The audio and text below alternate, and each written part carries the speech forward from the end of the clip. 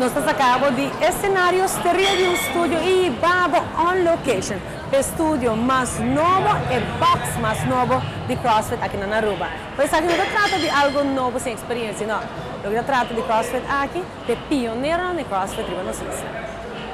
Un fenomeno enorme riba territorio di deporte y que está conquistando no solamente país na ronda nos, sino también nos isla chiquito de deporte de CrossFit.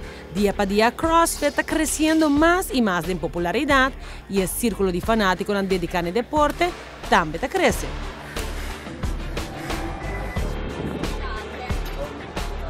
Como el primer instructor na certificar riba nos isla, Rumagnan Erasmus ha cominciado con un training de CrossFit de un espacio compacto, una duna enorme, The Box.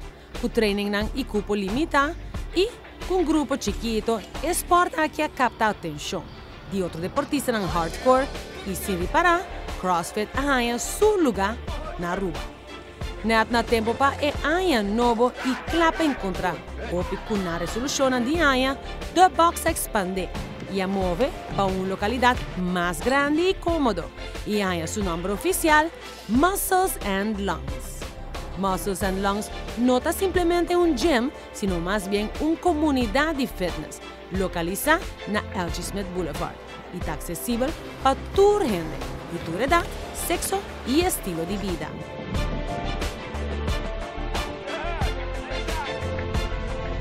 Fuera de CrossFit, vos podés lesnar también de entre otros, weightlifting, yoga y jiu-jitsu.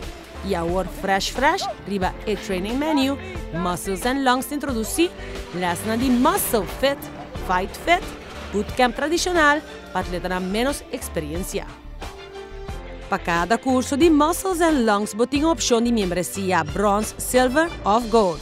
Y es na novo riba territorio de fitness por optar para el intro course de 8 horas, que es básicamente un curso para preparar el cuerpo para comenzar a treinar.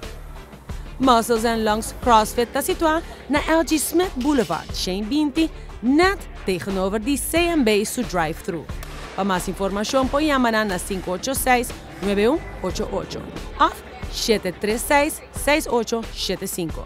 Visita el Facebook page Muscles and Lungs CrossFit o el website musclesandlungscrossfit.com.